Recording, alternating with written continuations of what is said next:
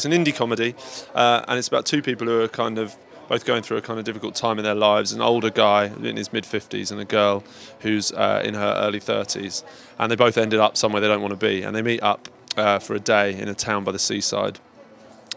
They're very opposite characters in lots of ways, and there's a lot of reasons why they wouldn't end up hanging out together, but they do. And they get on well, and they manage to kind of help each other out. And so it's a kind of... pretty traditional indie film in some ways. It's just people, walking, talking, very character-based, and hopefully funny. But I can't be the person to say that, so you have to see it and find out. It came about through Max and I, loving feature film and wishing that we could make one day. The movie is, in a way, about sort of not wasting your life and making decisions in order to get out of ruts, and we were going through one of those ourselves a bit, and we went to the pictures and saw a particular movie called In Search of a Midnight Kiss that's shot very, very low budget, and it dawned on us that we could probably achieve something along those lines. And so we started thinking about what sort of movies we liked and what sort of film we'd like to make, and that's really where it was born out of.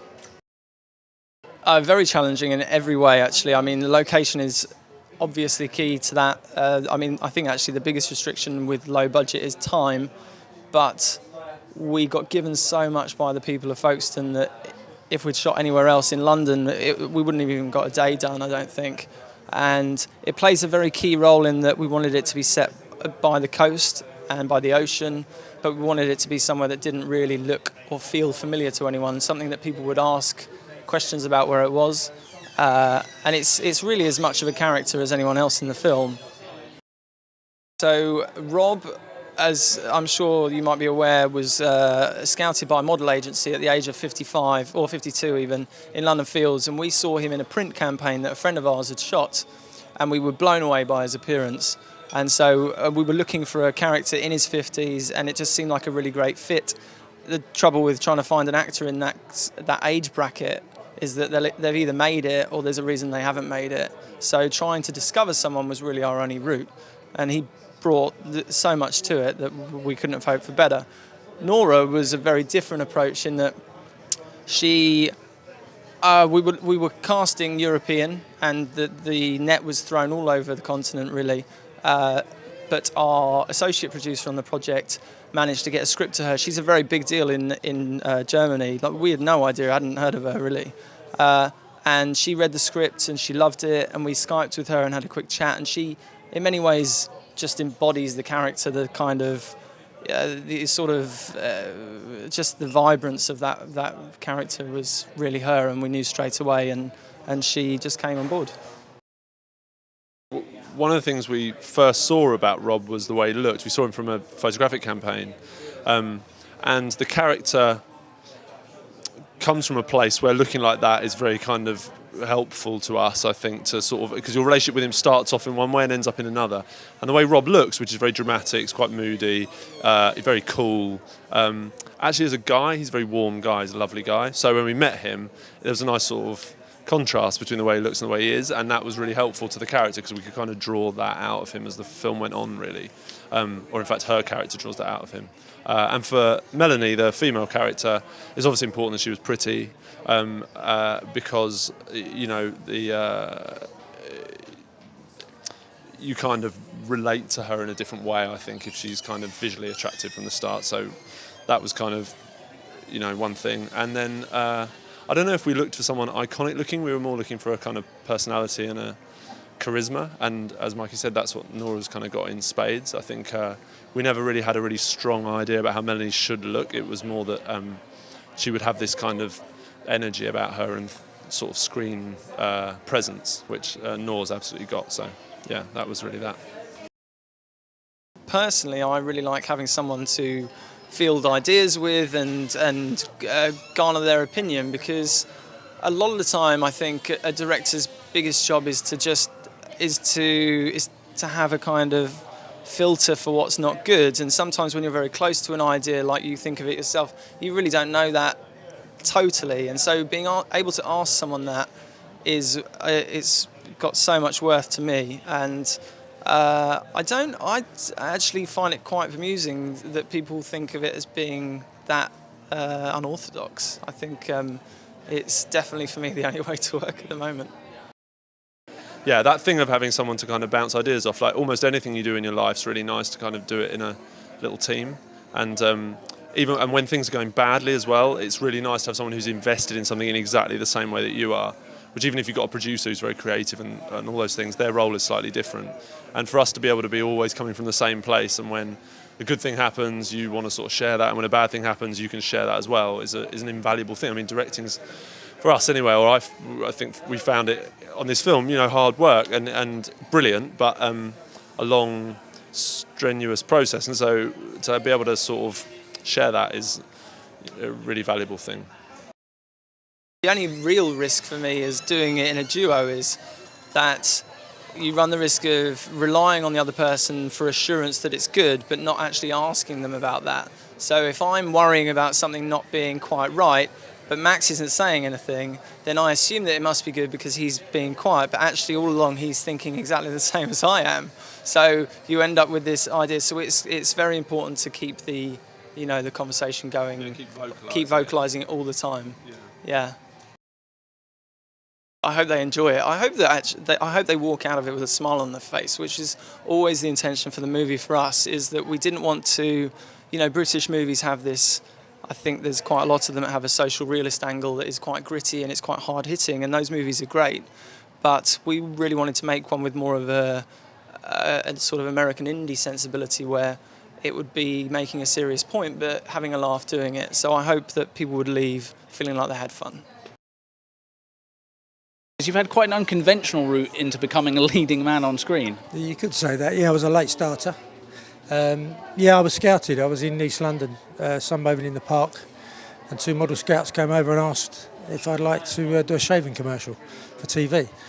And at the time I was a carpet layer. I've always been a carpet layer, 30 years. And decided to go for it, and I never got it, but they got me with an agency, and I started to get lots of work. Which moved more into moving image, more music videos and promos, TV commercials, short films, and then I got offered this part in a feature probably within about 8 months after I'd been scouted. So, quite unusual, yeah, you're right. Well, the character's called Ray Wilson, and he's had a shady past, but he's actually not really interested in doing this heavy job anymore. What he wants to do is try and get out of it somehow and change his life. He's in a sort of a midlife crisis, and he goes back to his old hometown to find somebody, and he bumps into this young German girl who's in pretty much the same situation, who's fed up with her life, and they really find something in each other that they recognise, and the film's about the next 24 hours, how they meet and get up to all sorts of crazy stuff, as it's a black comedy and some mad stuff goes on in it. Yeah, it was great working with Nora. I mean, to be fair, I didn't know any different because it was my first time ever on a set. I didn't even know that Nora had done quite a lot of work before. I didn't really know much about her.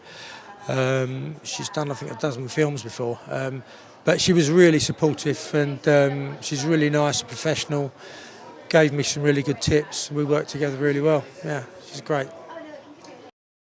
Folkestone, I mean, obviously the directors will know more about this than me, but as I understand it, they wanted this sort of rundown seaside town for the feel of it, to sort of represent the loneliness of the characters as well.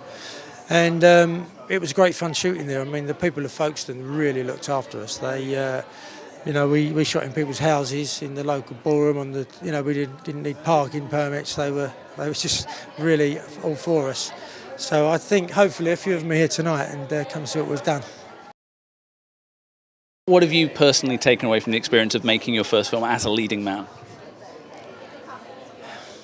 I just love doing it. I mean, I love the creativity of it. I love just the whole thing. Everybody's so passionate about doing it and getting it, right.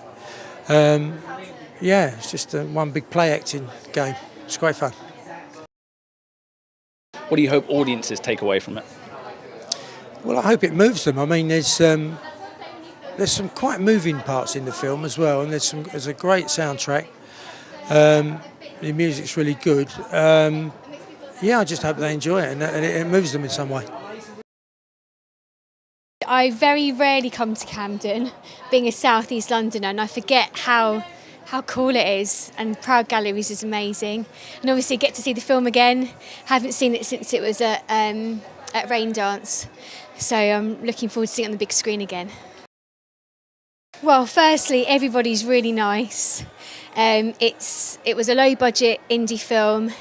The script's really good, and we shot in Folkestone, which is just honestly, it's the most beautiful place. You wouldn't think it, but Folkestone in Kent is like the English Riviera or something. I play a girl who's called Ali, she lives in a caravan. She's a bit bohemian. She's a bit chavvy. And she's just lots of fun, and she just pops up here and there, peppered throughout the film. And yeah, it's just a really nice part to play. I kind of like to think of myself as half chav anyway. So it's it's cool. It's quite easy for me to play a chav, and I like them parts. I know it's kind of derogatory, saying the word chav, but they are kind of really cool parts to play, where you can just let yourself go and not really worry about hair, makeup, and things like that. And yeah, it's a cool part. I'm from Croydon, so channeling a chav is cool. Rob is just a lovely guy. I mean, his story's amazing. He was a carpet fitter in his early 50s, I think, when he got this job. I mean, he's gorgeous as well. I think he does a really good job. He's very natural and interesting on camera. He's not acting, and it's really lovely to watch. And they got on well. Everyone got on well. This film, honestly, was an absolute pleasure to be involved with, because everyone was just dead nice and just got on with it.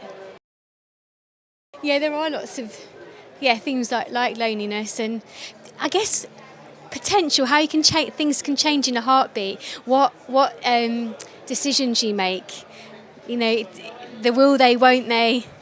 I don't want to give too much away, but yeah, I think how you can change your life by saying yes, or by not doing anything about it, and then it just becomes that little moment where it's just that moment, and then nothing happens. But if you commit to something, then something could happen. I'm totally amazed, because it was very unclear if I would be able to come, and it's very exciting now. And for people who haven't been lucky enough to see the film before, can you tell us a bit about your character and where she fits into the overall story of the film? Mel is somehow at a point where she's stuck in her life, and she doesn't really know, she's kind of in this permanent guest status in England, because her fiancé works here, but she doesn't have a job here, and so she's kind of floating around and is super bored all the time. And and that's at this point she meets Rob's character, and everything changes from there on. It's very, it's actually pretty amazing that they make it into some kind of conversation in that day at all, because Rob's character just doesn't talk, and Mel talks way too much.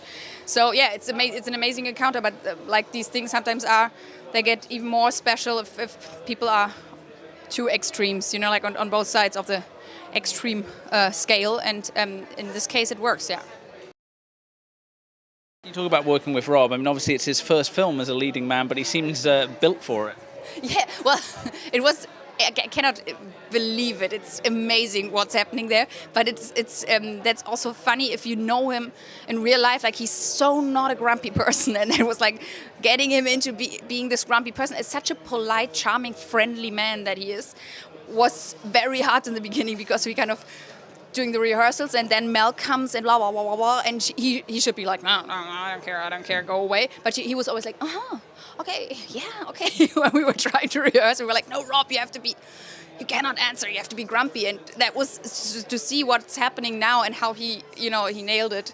It's amazing. It's really cool. I love it. I love his performance. It's rare that I read a script where I want to read out loud. The first time I read it and be like, go over and over dialogues again, because I just love how I usually just read it and then after some months I get excited. But this time I was really like, yeah. And I call people, and I always can say that I really love a script when I start to call people and talk stupid like stuff that nobody will understand, where you're like, yeah, and then she says, and then and they're like, but then I know that I like the thing because I'm already like in the middle of the story, and that's what happened. And also, since I was 16, I wanted to spend time in England, actually, especially around this area, which broke my heart when I was here with 15 years on a holiday. And so it was like a teenage dream come true plus a total career great thing. When I was 15 or something, I was with my best friend back then and her family here. And I was a very melancholic, dramatic teenager, only listening to Blur, totally Blur side. Oasis okay, but Blur, and of course Pulp. And I was sure that I would go to England for a year later, which never happened because my parents wouldn't let me. But I spent a very, very emotional time of my life on this coast. I haven't been in Folkestone, but we've been close there. We've been to Canterbury and we've been to Dover. And I remember myself sitting in the car watching these grayish skies and the water and being like, this is it. I want to live here. I want to spend time here. And I feel very emotional. And so usually if you get back to a place like this, then it will never be like this. This time it was 10 times even more than I expected, emotional like that. And I just love it there. I just love the whole atmosphere, this kind of sparkling melancholy thing. It's really, really, really nice. Totally up my alley. I don't hope for anything at all. I just hope they like it, and I hope they kind of touches something in them, and I can relate to it, and it makes them as happy watching it as it makes me happy, has made me happy doing it, having done it. So many grammatical forms in this sentence that I haven't worked on in my English A-levels. Sorry. Please look this up on the internet. The sentence is on the internet in the correct form. Thank you.